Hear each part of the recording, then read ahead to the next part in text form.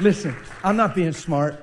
I love people. I'm smiling and saying this stuff. I have no animosity in my heart. I didn't come to correct you, spank you, but that title got me stirred up. You know what? I can't. Okay, so like I see you.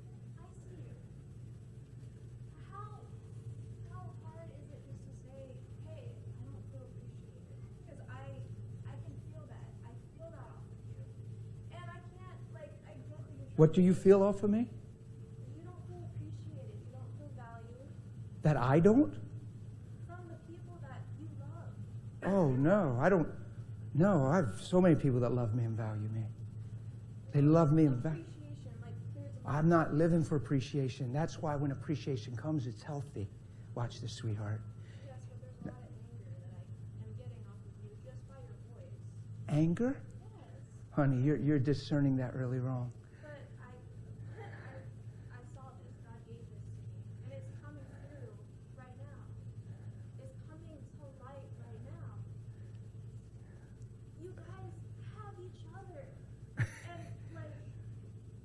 Go ahead. No, she's okay. I'm going to let her talk a little because then I'll know how to answer.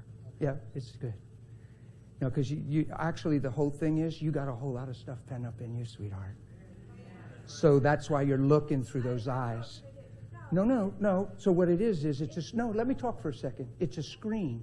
So because you feel that way and believe that way, you look through that. So you feel like that's what you're seeing. But I'm looking you dead square in the soul of your life and telling you, there isn't a stitch of anger in my life, in my soul, in my body, or in my heart. But when I look in your eyes, I see frustration, I see hurt, I see pain. I feel like you feel you're insignificant. You haven't got your fair shake in life. That's what I see you feel in that way. So when I share this stuff, then it starts frustrating you. That's okay. Yeah, no, it's just the truth. So then you look through those eyes, and then that's what you see. See, guys, if what you believe becomes your screen. If you start believing something about your spouse, everything they do and say, whether it's what you believe or not, will look like that, and you'll think that's what it is. It's just what's happening. For you to say that I need appreciated by people, I'm talking the total opposite. Like the last thing I need in my life is somebody to thank me. Watch. So if he thanks me, it's so healthy because I don't need it. If I need thanked and he's thanking me, he's feeding a sickness. And now I'm living for the accolades. So there's people that serve in church to be recognized. That's why they're hurt in church. So here's the deal. You have awakened. This was meant. Like, I saw this before I even came during that prayer thing on Zoom. Would you be humble? Would you be humble? Would you give me permission to just hug you? Would you give me permission to hug you? Would you give me permission? No, you definitely want to feel what's in me. Oh, I promise you, you do. No, the thing that's ruled your life doesn't want to feel it. No, there's a thing that's been ruling your life, honey. You got some motives in you. Your heart is not evil. Your heart's not wicked. There's some stuff that you're thinking through and living through and believing through that is causing some confusion. You know names have power, right? Can I hug you? You know what my name is? I just want to hug you. I know God would call you precious. That's what. You know what that stands for? I'm not sure, sweetheart. Victory is God's promise. Okay, well, let's walk in it. Give me a hug. Please. Come on.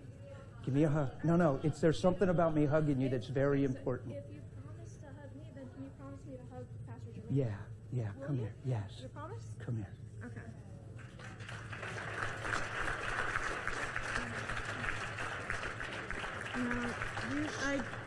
See, you don't even realize how much you're trembling and how much is going on. You're like trembling. You're trembling. There ain't no trembling going on here, honey. I would love to hug him. He's my buddy. Listen, when you said, do you know my name? The first word I heard was precious. I would say, God calls you precious. Okay? So sit down here and just enjoy and open your heart and listen. Okay? And I would call you precious. All right? I'll hug you. You going to sit down? All right. Bless you. Come here. Thank you. All right. So here's the very thing I'm saying. So got up and she said, you're this and it's coming off of you. No, it's the total opposite thing I'm saying.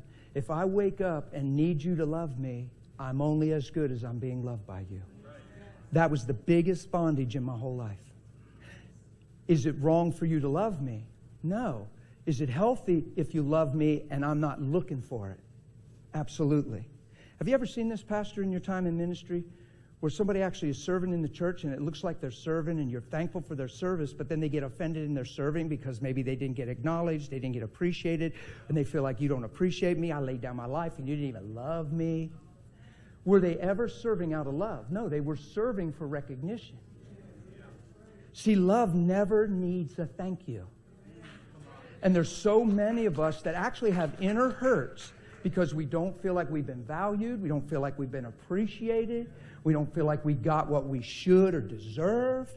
And then that muddies our vision and we're looking through that hurt, that disappointment, and then that becomes our eyesight. The most healthy thing you can do in your life is give all that up and call it dead and wake up every day to shine and understand mercy gave you one more day to look like Him. Nobody, watch this, nobody owes you a thing. And I can show you in Romans where I owe no man anything but to love. And love fulfills the law. Why? Does no harm to a neighbor. So there's no hurt, there's no frustration, there's no disappointment, there's no pride, there's no comparison in love. Are you with me? So everything I'm preaching is extremely, extremely life-giving and crystal clear. Why? Because that's what I see in Jesus.